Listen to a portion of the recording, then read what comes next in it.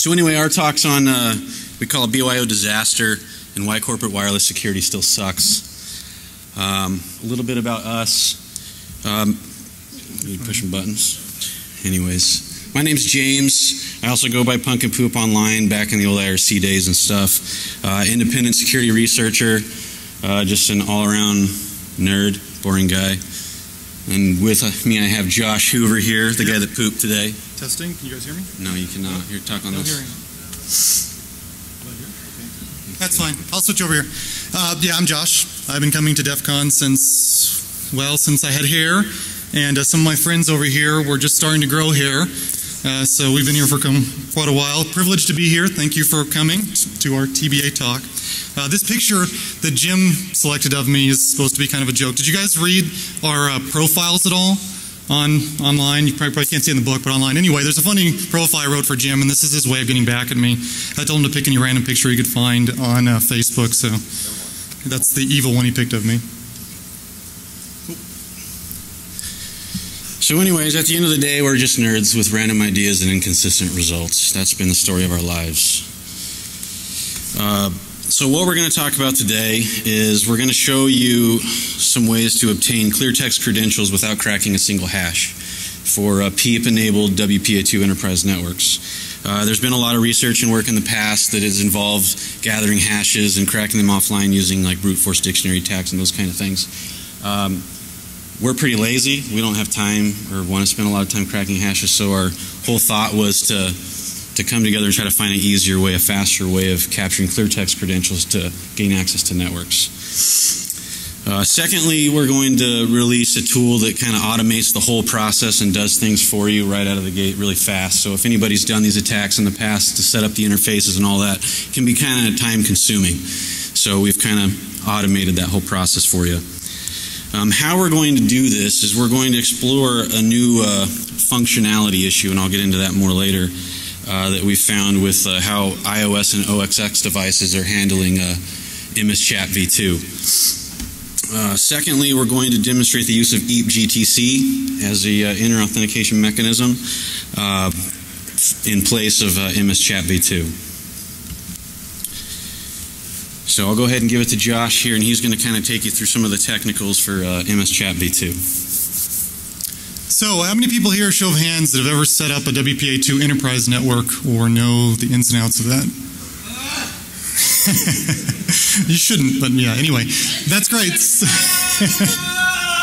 what that guy said right there. So looks like there's a fair amount of you that haven't yet, so I'm going to kind of go over some of the technical details on exactly what our research was looking at. I'm sure most of you have set up a WPA2 personal at home, where you set a pre-shared key of some kind and you gave it a SID and you connected to it and you knew what the password is and you signed into it.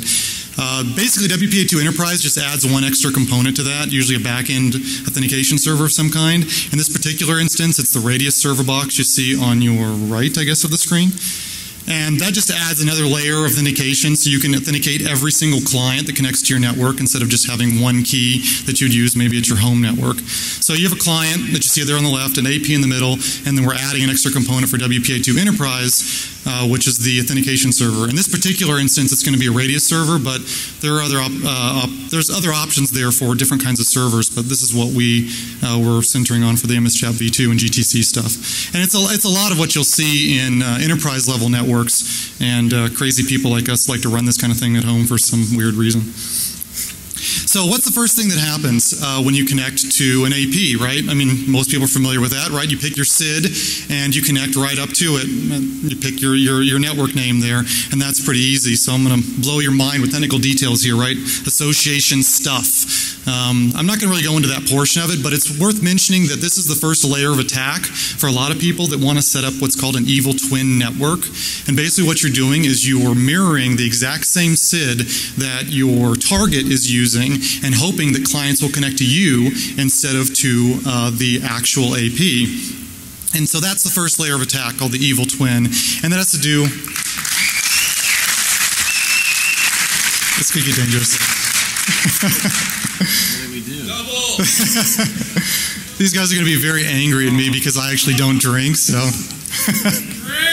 Well, then your co-speaker has to drink. Yeah, Jim's got to drink double because I can't drink, so... You guys can throw things at me instead if it makes you feel better, though. We got to drink all of them? Yes. No way. We're here to help. Here's for you. Here's for your co-speaker.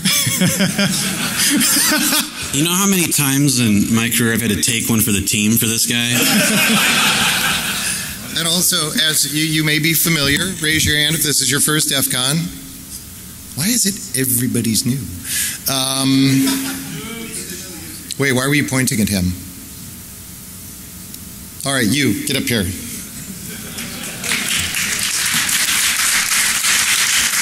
That's her first Defcon too. She was maybe pretty good. And the lady down here with the striped dress on. I got to suffer, you're suffering too. To our first-time speakers. Wait, what are you doing? Hey, we don't have people up here. Where's mine? Two more. Oh my God. Bear with us. Yeah.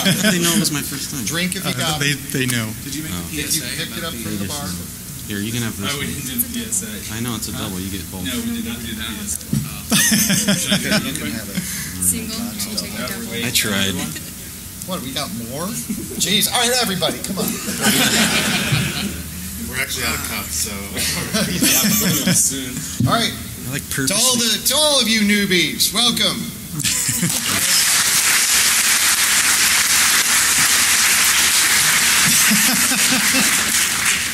Thank you very much. I'm sorry, your time is up now. Bye. Thanks for having us. It's already coming out the other end. I have no idea what I was doing. Where am I? Hi. Drink one? No. So, association stuff, right? We've got the shots covered. Okay, so association stuff. We're connecting to the evil twin, blah, blah, blah. That's the first layer attack. We're excited about that. Let's move on. So the next portion that happens in WPA2 Personal, or I'm sorry, WPA2 Enterprise is what's called an EAP proposal. So what's EAP? EAP is Extensible Authentication Protocol. And basically that's just a fancy acronym, for a methodology or a framework that's used for authentication of all kinds of services. And this particular service is going to be Wi-Fi. So it just allows you to add username and password or certificates or one-time password, something like that, to some kind of service. So the first thing that'll happen here in this proportion is that the AP is going to request an identity from the client.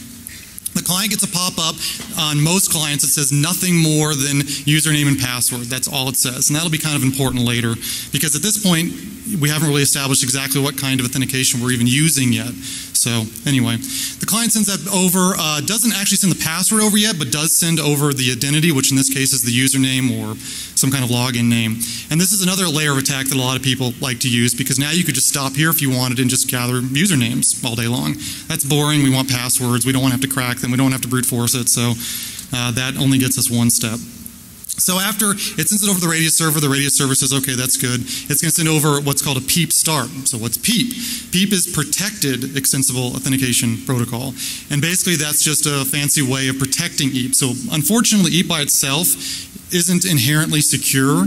So if you were sending over hashes or whatever you're sending over using just regular EAP, you can pick them up usually over the air because at this point there's no encryption at all at this point. So you could pick up anything. And so this is a way to protect that data. And what PEEP does is it makes what's called an outer authentication and inner authentication. The outer authentication is not very fancy. It's just an encrypted tunnel. And the inner authentication is the actual user's or client's information. So it's attempting to protect that information inside of an encrypted tunnel, which is great if you're sitting on the outside and you're just sniffing it. But if you're the evil twin, they're sending it all to you. But you got to make sure all this stuff happens. Otherwise, the client's going to freak out and it's not going to send you its credentials and its goodies that you want to get, so you don't have to goodies, fix that word. So what happens next? So anyway, the outer authentication happens next. This is, again, part of PEEP. I'm not going to do a lot of technical details here. It's TLS setup stuff, so you guys can look up TLS if you're not familiar with it, but there's a server search that's on the radius server that gets sent over, and it establishes a TLS tunnel in order to start sending over all of the all the goodies, all the good authentication portions of whatever you happen to do. So after that, you go into the inner authentication portion. That's inner EAP. In this particular instance, we're going to be talking about MSCHAP v2. Now, v2 differs from v1, and I'll explain that in a second, but MSCHAP is generally used for NT or domain or whatever Windows login, so username and password. It's a way to allow people to use that in order to log into a wireless network. So this is kind of important for a lot of enterprises out there because they want to make it easy. People don't want separate passwords or have to worry about key management, or people want to bring in their BYOD devices and just connect up to the network, and this enables them to use their normal login that they would use on the corporate network or whatever network they're using. So the first thing that happens in this inner authentication portion is what's called it just sends the identity again. So it actually sends the identity again over to the radius server. So it requests it and sends it. Yeah, great, we've already got that. That's nothing new. So the first thing that happens from the radius server, it sends over a challenge, an MSCHAP v2 challenge. Now the client takes this challenge and takes its password and makes a hash from it. And then it sends it back to the radius server. Now, an important part of v2 over v1 is that there's a dual authentication happening here. Both the client and the radius server want to make sure that each other actually knows the password. So the radius creates a challenge and sends it over to the client and says, hey, here's a challenge, use this challenge portion to create a password for me, a hash, and send it back to me. And the client says, okay, no problem. I will take that challenge, my password, create a hash, send the hash over to you. It's a hash. There's lots of people here that can tell you how to crack those, but we're lazy and we still consider that too difficult for our small minds. So it'll send that back over with an actual challenge of itself and say, okay, here's my hash, but I want you to tell me that you know my passwords. Here's my own challenge. Take this challenge, hash it with whatever you think is my password, and send it back to me. So the radius says, okay, if I do actually have your password, I'm going to do that.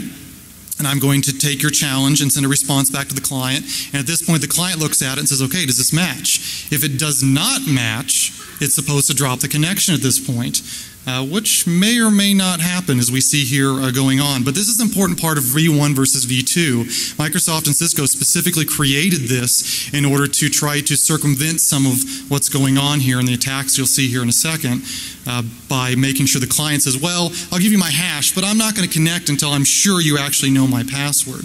So again, if that does work and does actually know the password, then the radius server will take that, it'll make its actual response and say, okay, your password was successful, here's the response to your challenge. The client looks at that and says, okay, you do actually know my password, no problem.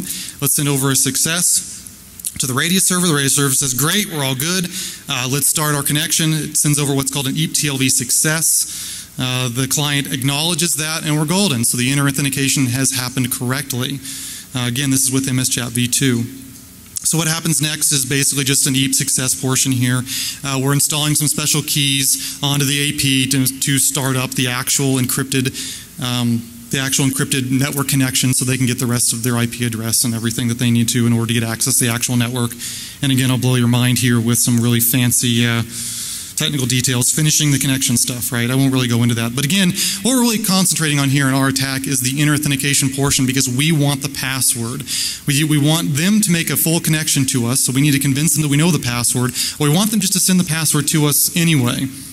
And so this is where our research was really focused. Now, anybody who's done, how many people out here do security research other than showing up to Defcon? I guess that's considered security research, right? So a few of you probably familiar with how difficult this can be, especially if you run into stuff like this where you're trying to get a full connection and MSCHAP is just hitting you in the face and saying, no, you can't have that connection, and you try again and it hits you in the face and whatever happens. So we found this funny little video that kind of reminds us, some of you have probably seen this before, kind of reminds us exactly what this feels like. Yeah, it's not a whole lot of fun, but she's okay, so you'll be okay too. You take a few hits in the face, you can get back up, and she actually did get back up, and she had to finish this, but anyway. So that's a little overview, quick overview of the way that our research, exactly what our research is looking at technology-wise. Everybody loves that video. Okay, Jim, I'm going to pass over to Jim here, and he's going to tell you about our actual first attack. Thank you for sitting through all of that technical details. Alrighty. So I have to say that I purposely only had like 3 drinks when I was coming to this just to take the edge off. So the crap that they just gave me just kind of pushed me over my edge. So I'm gonna do my best to get through these slides. So anyways, the first attack, we call it the iPoner because it's centered around iOS and OXX devices. On the left side there, you see that's a mobile device, a phone, and then on the right side we have the actual Radius server. We didn't put the AP in the middle, but if you can imagine, there's obviously an AP in the middle of this thing. So the Radius server is a patched version that we wrote that kind of puts the exploit into there, kind of like what Josh Wright's done in the past with his patch for Radius for capturing hashes and cracking those offline. We kind of did the same type of thing in a different way. But anyways, the first thing that happens is the server challenges a client, like what Josh was talking about earlier. The client gets that. It's going to send its MS chat response back along with its peer challenge. And that peer challenge is basically the client's way of authenticating the server to itself. It's basically to make sure that both people have knowledge of the clear text credentials. So once the server gets that in response, it's going to look in its database, and obviously as the attacker, we don't know what the user's password is at this point. So we have two choices. We can either tell them, cool, your password's good, or hey, your password's wrong. So the first thing we tried, obviously, is we accept everything. And if anybody's used the patches that have been out in the past, they've been designed to say success for everything. Any password you send it is going to send a success in response. When we do that, the peer challenge doesn't match for all devices, right? It looks it up in its database, says, hey, you're full of crap. What you sent me back is wrong. And typically it drops a connection, or it sits in kind of a limbo state. It won't actually establish a connection to the network, which is what we're after. So we start over. You know, we actually tried a lot of things, but we're consolidating this into the one that worked for your guys' sake. But anyway, so we reject the password. We just tell them, yep, what you sent me is incorrect. So the server then sends a TLV success at the end. So we tell the user sends us his password, we send it back saying, no, whatever you sent me is incorrect, expecting the client to drop the connection. For some reason, iOS and OXX devices don't drop the connection. So we follow that up with a TLV success, basically telling the client that everything's good, we're going to go ahead and finish this connection, and I'll send you a DHCP address and start sending you network services. OSX devices go, well, you know, I don't really know what this means, but okay, cool. We're good. So, right. So the client sends us a TLV success at that point, meaning that they're ready for a DHCP address and everything else is going on. So the client checks for a captive portal. Another crappy thing about your iOS and OXX mobile devices, most devices, when you're connecting to a secured wireless network, it knows that there's not a captive portal. So there's no reason to send a probe out saying, is there a captive portal there? iOS and OSX devices don't do that. They send that probe no matter what. So what we do is we capture that probe and say, sure, there's a captive portal on your secured network that you don't need. And we forward that on. My milkshake brings all the boys to the yard and they're like, so basically we send them the captive portal, which is an HTTP, right? They type in their password again and we get it in clear text. That's how the attack basically works. And we're very happy. So right. So we're not. Right. So from a user's perspective, you know, what does this look like from your mobile phone? So you get some manager that brings his personal phone to work and he wants to check his email because he's late for a meeting, all that jazz, even though he knows it's not allowed, but he doesn't care, he's a manager, right? So he pulls up his iPhone, he's looking at it, yeah, like Manny right here in the front, Tony and Manny right here, like those guys. Anyways, so you got your MS Chat test network, that's what we're calling it in this case, so you select it. It prompts you for your username and password like you're used to, you type that in, it's going to pop up a cert. Right? How many users always accept a cert no matter what it says? It could say you're a douchebag on the cert and they'll say, okay, cool, I'll accept it. So it really doesn't matter what you put there. Most people just click OK. So the next thing they see is this captive portal login. Now you can make this login look whatever you want, but we just took a standard one. So the very next thing pops up like, oh, what the hell, I already typed it in. Maybe I got my password wrong. So they type it in again. And basically that sends us over your passwords in clear text. This last screenshot is what it looks like from an OSX device like your laptops, your Apple laptops. It actually tells you that you have authenticated via MS Chat v2 when obviously we just showed you that that's not accurate. So at the end of the day, you're getting your clear text passwords. You have a full man in the middle connection at this point. So the sky is basically the limit. You can do whatever you want with them at this point. So a recap of basically the attack that we just went through. So the supplicants on OS X and iOS devices, they don't appear to be handling MS-Chat v2 properly. They don't require that you send it as success, or just they're not paying attention to it for whatever reason. We don't really know. But basically at that point, so much for mutual authentication, right? MS-Chat v2 is there specifically for mutual authentication. In this case, it's not working. So we're bypassing that inner authentication mechanism. We can say whatever we want at that point, and we're just letting it go through and then establishing that connection. We're trapping a captive portal. Probe requests it's defaultly sent by these mobile devices and just forwarding them onto our malicious captive portal like you would if you were mimicking a hotspot network at Starbucks or someplace like that. Not that we have done that, but just saying. And then the users enter their credentials again, and it's an HTTP, so it's going to be sent in clear text, and then we're there to capture them. Oh, I love Apple. So, anyways, or actually the next slide here. So we'll talk about responsible disclosure. And I'll just say, first off, responsible disclosure, because Josh gives me crap all the time when I tell him how I really feel about it. But it's a good thing, and we encourage people to do that. It's kind of like telling a kid in elementary school that you're going to tell on him before you tell on him, right? He's in trouble, you're just, I'm going to tell. So whatever. So anyways, so here's how it went in this particular case. So we found a new issue. We're going to report it up the chain. Typically what happens is, hey, I discovered this thing that exposes your back door, and I urge you to patch it before someone dumps a nasty payload in it. Nobody's laughing because you guys don't have a sick sense of humor like me. But anyways, so that's what happens. Then the sociopath, right, the corporate, because they really don't care, they don't have a personality. Their response is, thank you.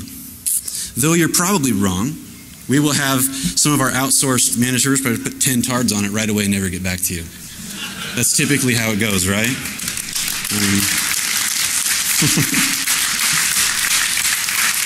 Actually, in this case, they did respond with their generic message right away. So anyways.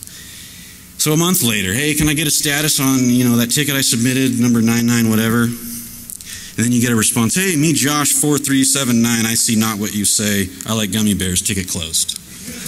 Basically meaning that whatever you just told us is crap and have a nice day. So, okay, cool. So this is their actual response that they sent back. So, basically they're telling us that it's nothing. And then they tell us at the end here, hey, why don't you try this GTC thing, because that'll just send the shit to you in clear text. So, thanks, Apple. So we're going to go ahead and start our next attack. Wow, Apple, thanks. I don't know what to say. It's early Christmas. I'm not sure what's going on there, but with all this said, we actually were experimenting with GTC before they even said anything, but we just thought that was absolutely hilarious that they were giving us our next attack. So, what's GTC? Well, GTC basically replaces the portion of the inner authentication that's MS-Chat. And it was a protocol that was developed by Microsoft and Cisco for PEEP version 1. And it was created basically for token cards and one-time passwords. So you guys have probably seen those secure ID cards. You can kind of see them on the page there. If you've ever worked for a major corporation, I'm sure you've seen something like this or played lots of video games these days. They're giving them out like candy these days. It's very similar to PEEP version 0 with MS-Chat v2, except it doesn't have a peer challenge. So a lot of it, I'm not going to go over the whole interaction again because it's all the same, except instead of the dual challenge and all of that stuff, it just sends over the one-time password. So it's similar in operation in that regard. So you guys remember what I said about the clients not actually telling, or the server not actually telling the clients what kind of password and username it was asking for?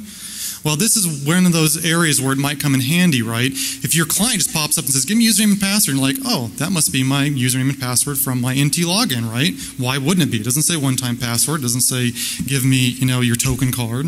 It just says, give me your username and password. And this is kind of a weird, funky thing with clients we'll get into here in a second. But think about how we can use that to our advantage, right? I'm sure all your brains are turning there with that, and it's probably pretty obvious, but let's take a look at it. So this is our next attack. It's called the Peeping Tom. Basically the same kind of setup. There's an AP in here you don't see, but you've got your client in this case, it can be an Android or an iOS device. The last attack was iOS only. And just before I get into this attack, this doesn't invalidate MS Chat v2, and I think that's kind of what Apple was saying. But if for some reason, PEEP version 1 leaves, or PEEP version 2 comes out and people decide they don't want to support GTC or something anymore, Apple still hasn't fixed their problem. So that's still a valid attack vector. Just because this is out doesn't mean there's another vector is not open. Something about front doors and back doors, and anyway. So what happens with our first attack here is we replace the Radius server with an attack server just like the other one, exactly the same. The server requests, you do the identity thing right in the beginning where it sends over the identity just like in MS Chat v2. The server says, okay, send me a one-time password. And again, the client has already interacted with the user. So the client just, for some reason, is like, oh, okay, well, I've already got the password that he entered. Why not? Let's send that over. So the client responds with, sure, this is a GTC password. Why not? I just asked the client for a username and password. So the Radius server, obviously, in this attack instance, we don't actually know the password. So GTC fails and says no password for user. We don't care. Where the Radius server's patched and it doesn't care what it gets. It's going to send success anyway. So it's a little short of the MS Chat v2, but the server sends over TLV success anyway and says, okay, your password looks good. And the client's like, sure, I trust you. Why not? I send over the password. I'm not authenticating that you know it. It's a one-time password. Why would I do that anyway for a one-time password?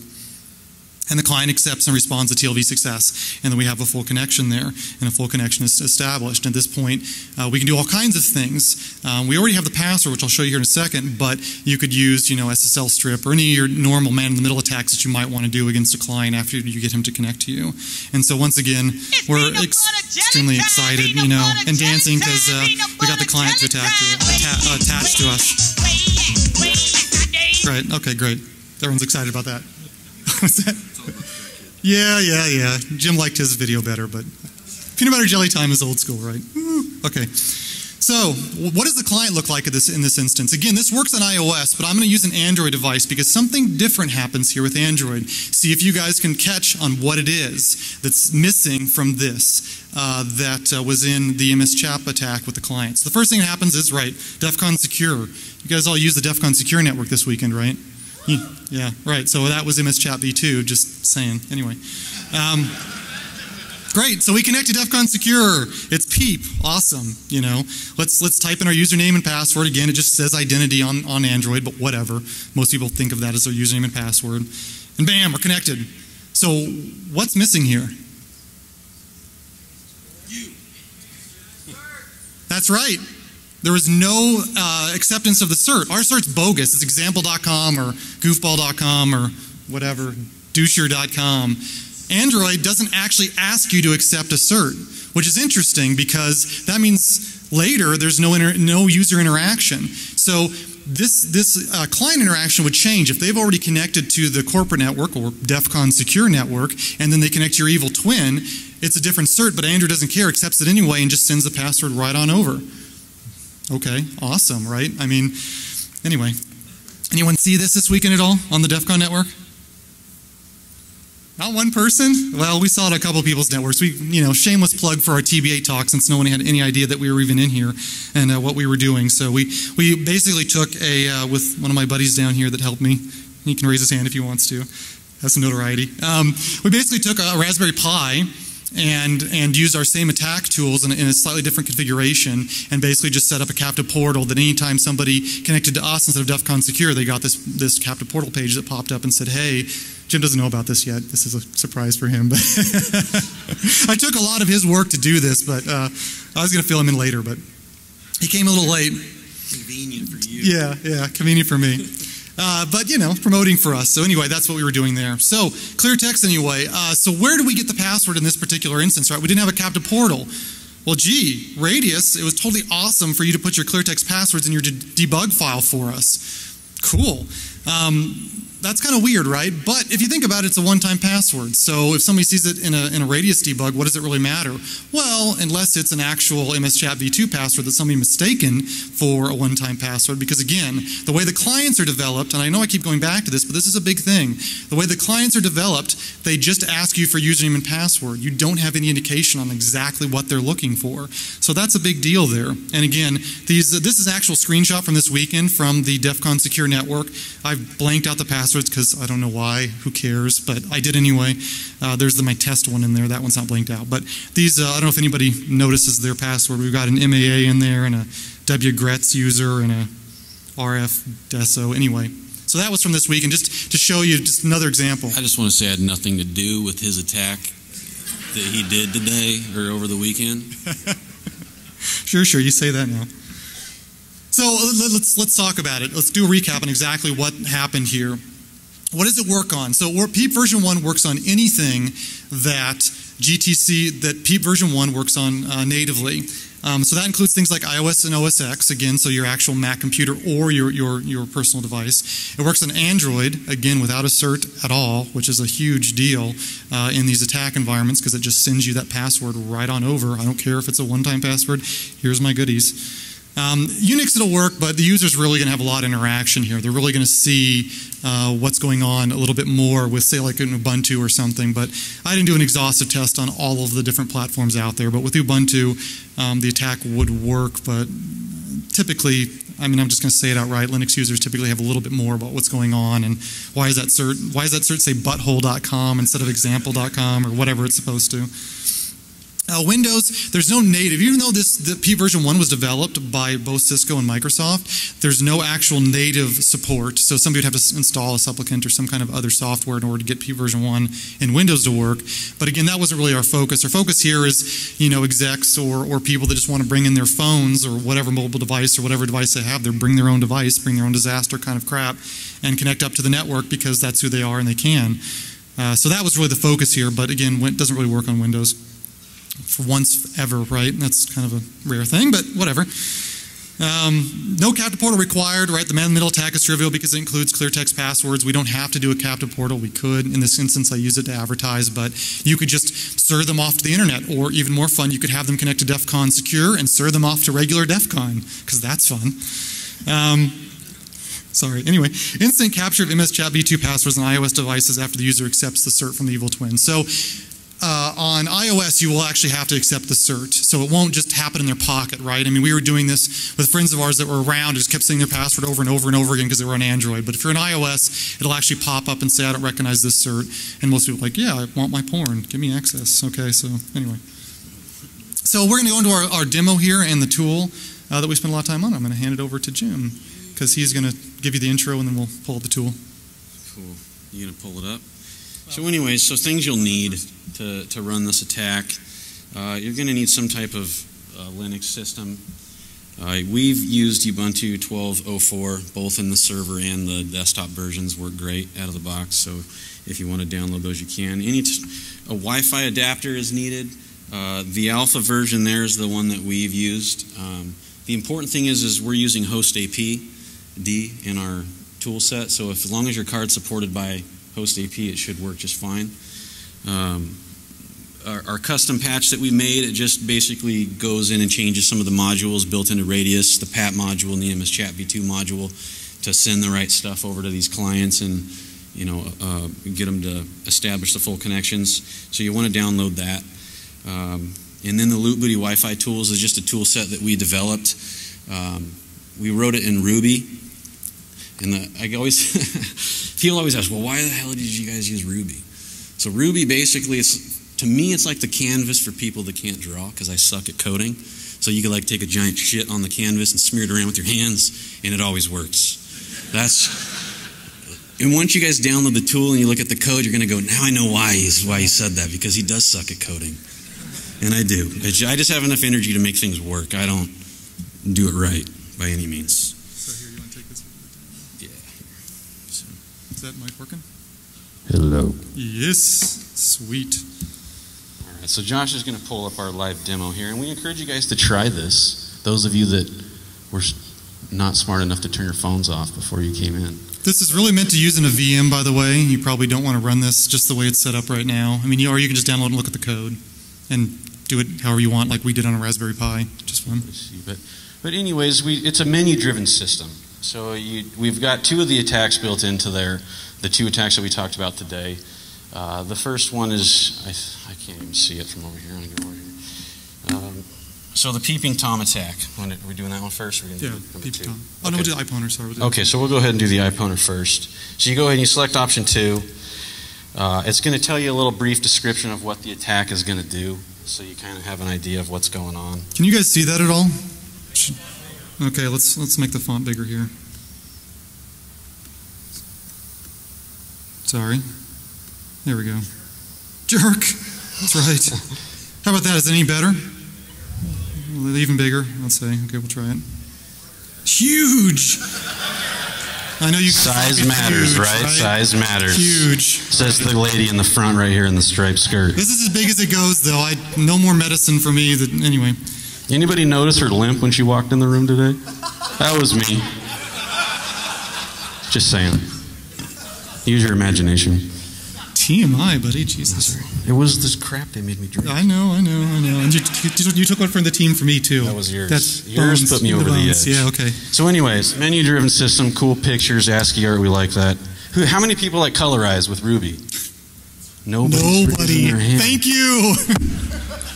It looks really cool, though, right? I mean, old school, kind of neat. Yeah. Josh hates colors, I like colors. Anyway, so start. How hard is that, right? So you type in your wireless interface. In this case, we're using WLAN 1. We're going to tell it the network name that we want to clone. So whatever company you're working for, you'd want to type that in there. We're using what? My computer? My company rules. Okay, my company rules. When you guys see this, start connecting to it, please. Seriously, we're not going to steal your stuff. So if you want to spoof a MAC address, you can. We put that functionality in here because it's kind of fun to do. If you just hit enter, it's just going to take whatever your card's default MAC address is. You can select a channel if you'd like. If you hit enter, it's going to default to 9. I don't know why I picked 9. I just did. But anyways. So it's going to go ahead and start a bunch of stuff. Basically what it's starting is it's starting a radius server, free radius, if you guys have ever used that. On the top left there, that's your free radius. On the bottom left corner, it's your web server. That's going to show you the captive portal. And that's all in Ruby as well. It's using, I think it's called WebBrick. So you'll see as people are trying to hit your portal. Over on the right-hand side, you're going to see host AP, and that's basically if you want to see from an access point standpoint, you're going to see all the people associating with your access point. You're going to get their MAC addresses and that kind of information. And the big screen in the middle is basically your captive portal creds, which is what you're waiting to pop up. That's when people have made the connection, they've accepted your cert, they've been forwarded your captive portal, and then they're going to type in their credentials again. So hopefully somebody's doing it. It looks like we've got plenty of activity here. And I will say you can type in whatever you want. So if you want everybody in here to see it, go ahead and do it now. Just try not to make it totally horrible. And again, this is iOS only. So if you're trying this with your Android device, it won't work because ZMS Chat v2 vulnerability is only hacked. I'm a loser. What is that? It says Jim. You're not a loser. You're good. You're good. Wow, nobody's done something really offensive.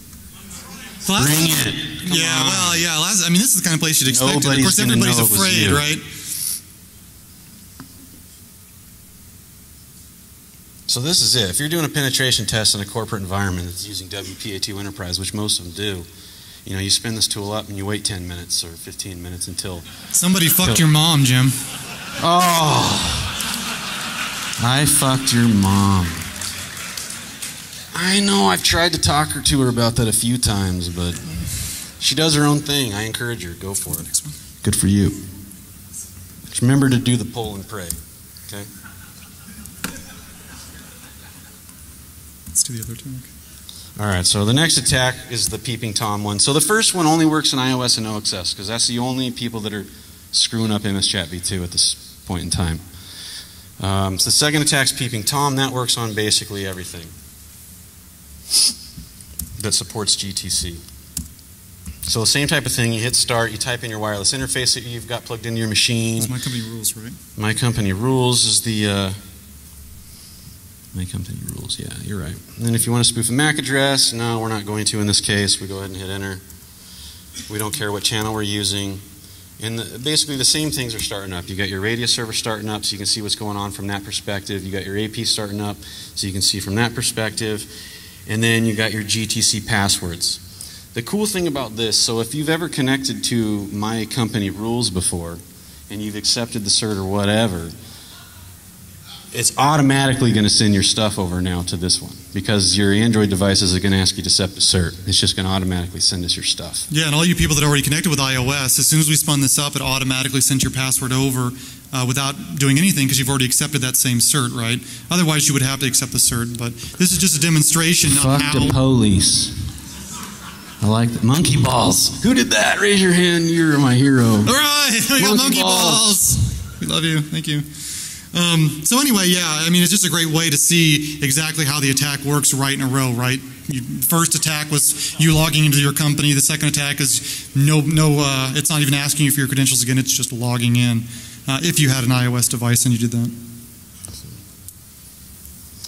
So how many people are familiar with AirCrack Suite? Everybody's used that, right? You know that the thing they got where it just automatically responds to any probe request. So imagine if you were just responding to anybody's probe request in this scenario that have connected to a corporate network before. You know, and you're spinning up a fake corporate network, it's going to automatically start sending you their logins and passwords that they used in the past, which is a kind of a big deal. Just saying. Yeah.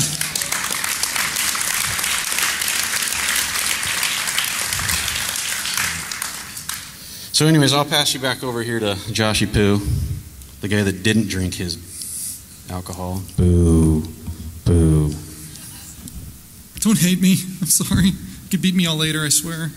We got 5 minutes, Holmes. Okay. I get that writing? No, you can just do it. You take my word for it. All right, where are we? Let's see. We're beeping. All right. How about that?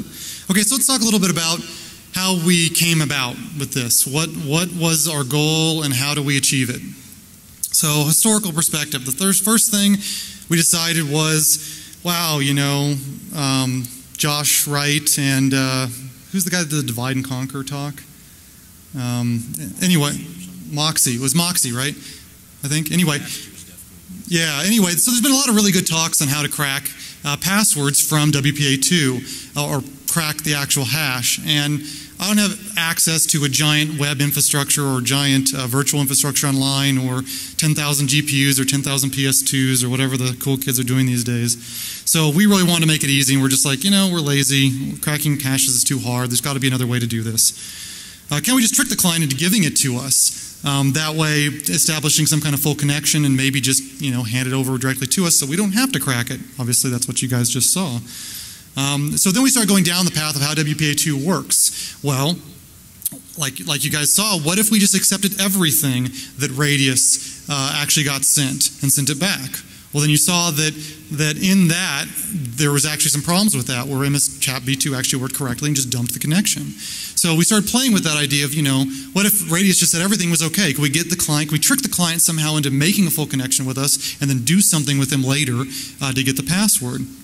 And so basically we started with some past work. Josh Wright's done some really good work on patching Radius to actually output the hashes directly in the Radius debug file, so then you could take those hashes and try to crack them offline or do one of the other different attacks or brute force it or whatever you want to do, which again was too hard for us. But we started kind of with that. And then we moved on from there and said, well, you know, what else do we need to do with Radius? And I basically put Jim in a little box and I didn't let him come out for air for 2 or 3 weeks, a month, something like that, a month. And he started going through every single module. And we said, well, what about that one? What about that one? What if we send this back here? And a lot of people seemed kind of interested in that and how we figured that out. And neither of us are coders at all, right? We started with somebody else's work. We didn't want to crack the hashes. We did this tool in Ruby that's really kind of scripty. So how can we do this to make this easy? And again, starting with this work from great work from others.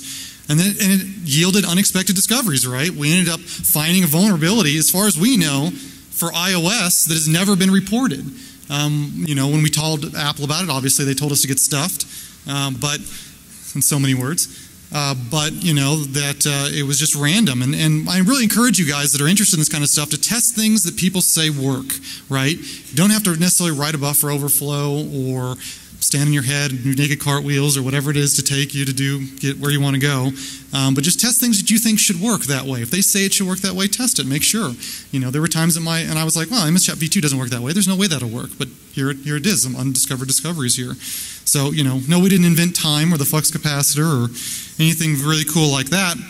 But what we did come up with is this patch, again, that I sold. Yeah, I put him in this box, and he came up with this crazy patch for Radius that allowed us to test this and allowed us to see what would happen when we just accepted everything in certain ways. And so that was really the meat and potatoes of what we're giving to you guys today, other than, anybody ever set up wireless attacks, it takes some time. 1 minute, okay, good, perfect. It can take some time to set that stuff up. So what we're giving you guys today is the patched, so you can test this against your own infrastructures or wherever else you want to test it, and some easy ways to set up the tools really, really quickly. So I'm going to pass over here to Jim to the last slide. He's going to tell you where to get some of this stuff. And last 30 seconds. So lootbooty.com, it's basically just going to forward you onto our GitHub site. You can download the tool, you can download the patch. It has an installer script that you can run. It's called sysprep. It's basically just going to do an apt-get and download some of the libraries that you're going to need, and just makes things a lot easier for you. But again, read the code. Make sure you understand what's going on before you run it against your guys' own corporate environments and all that jazz. I promise it won't send your passwords over to us. You should check, though. But yeah, literally check. And then the picture is just a jab at what's going on in the media today. Stop spying on me. I don't do anything cool, I promise. So, anyways, that's our talk. We appreciate you guys taking the time to listen to us. You know how many times in my career I've had to take one for the team for this guy? And also, as you may be familiar, raise your hand if this is your first Defcon. Why is it everybody's new? Wait, why were you pointing at him? All right, you, get up here.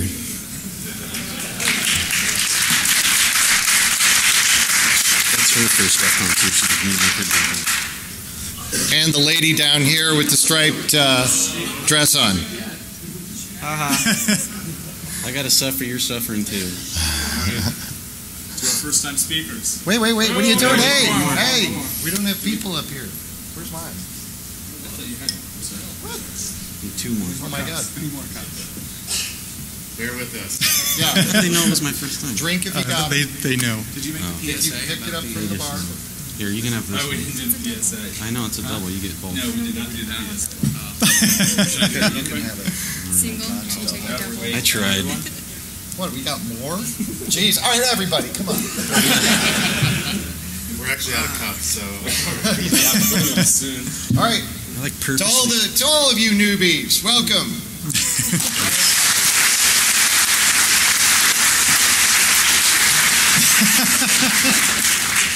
Thank you very much. I'm sorry, your time is up now. Bye. Thanks for having us. It's already coming out the other end. I have no idea what I was doing. Where am I?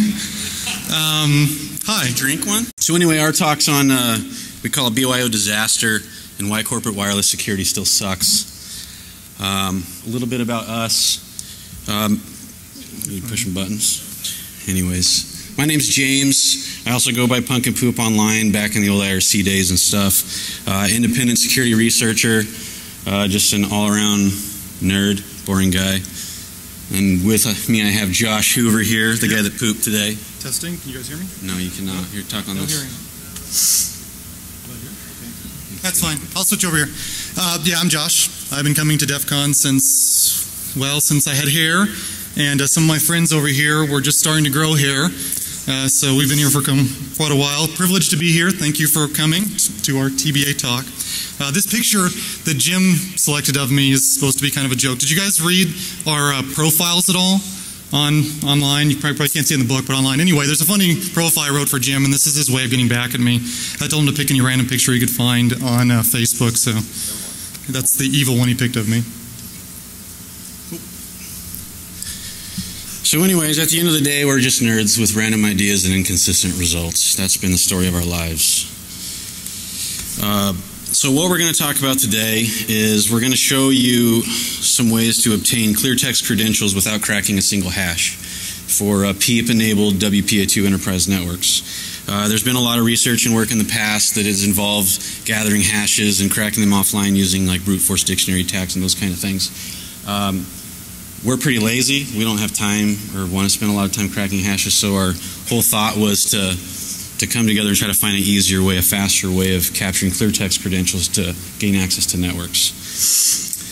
Secondly, we're going to release a tool that kind of automates the whole process and does things for you right out of the gate really fast. So if anybody's done these attacks in the past to set up the interfaces and all that, it can be kind of time consuming. So we've kind of automated that whole process for you.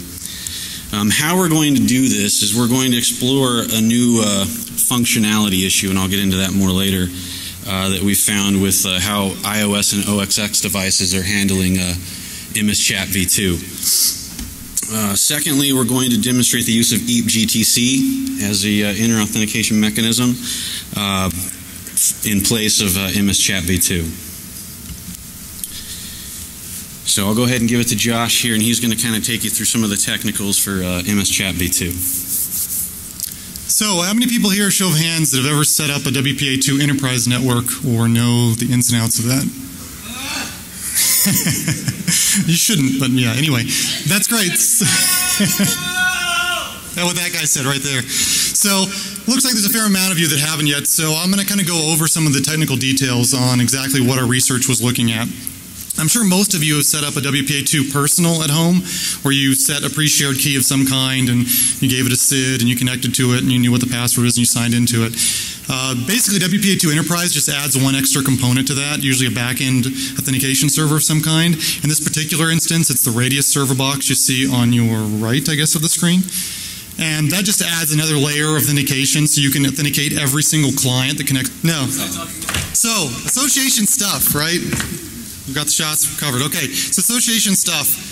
We're connecting to the evil twin, blah, blah, blah. That's the first layer attack. We're excited about that. Let's move on. So the next portion that happens in WPA2 Personal, or I'm sorry, WPA2 Enterprise, is what's called an EAP proposal. So what's EAP? EAP is Extensible Authentication Protocol. And basically that's just a fancy acronym, for a methodology or a framework that's used for authentication of all kinds of services. And this particular service is going to be Wi-Fi. So it just allows you to add username and password or certificates or one-time password, something like that, to some kind of service. So the first thing that will happen here in this proportion is that the AP is going to request an identity from the client.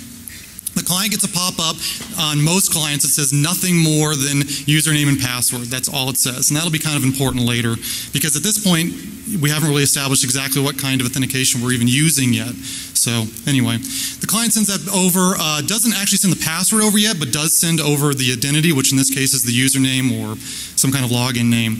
And this is another layer of attack that a lot of people like to use, because now you could just stop here if you wanted and just gather usernames all day long. That's boring. We want passwords. We don't want to have to crack them. We don't have to brute force it. So that only gets us one step. So after it sends it over the Radius server says, okay, that's good. It's going to send over what's called a PEAP start. So what's PEAP? PEAP is Protected Extensible Authentication Protocol. And basically that's just a fancy way of protecting EAP. So unfortunately, EAP by itself isn't inherently secure. So if you were sending over hashes or whatever you're sending over using just regular EAP, you can pick them up usually over the air, because at this point there's no to your network, instead of just having one key that you'd use maybe at your home network. So you have a client that you see there on the left, an AP in the middle, and then we're adding an extra component for WPA2 Enterprise, which is the authentication server. In this particular instance, it's going to be a Radius server, but there are there's other options there for different kinds of servers, but this is what we were centering on for the MS Chat v2 and GTC stuff. And it's a lot of what you'll see in enterprise level networks, and crazy people like us like to run this kind of thing at home for some weird reason. So what's the first thing that happens when you connect to an AP, right? I mean, most people are familiar with that, right? You pick your SID and you connect right up to it. You pick your network name there, and that's pretty easy. So I'm going to blow your mind with technical details here, right? Association stuff. I'm not going to really go into that portion of it, but it's worth mentioning that this is the first layer of attack for a lot of people that want to set up what's called an evil twin network. And basically what you're doing is you're mirroring the exact same SID that your target is using, and hoping that clients will connect to you instead of to the actual AP. And so that's the first layer of attack, called the evil twin. And that has to do... This could get dangerous. What do we do? Double! These guys are going to be very angry at me because I actually don't drink, so... Well, then your co-speaker has to drink. Yeah, Jim's got to drink double because I can't drink, so... You guys can throw things at me instead if it makes you feel better, though. We got to drink all of them? Yes. No way. We're here to help. Here's for you. Here's for your co-speaker.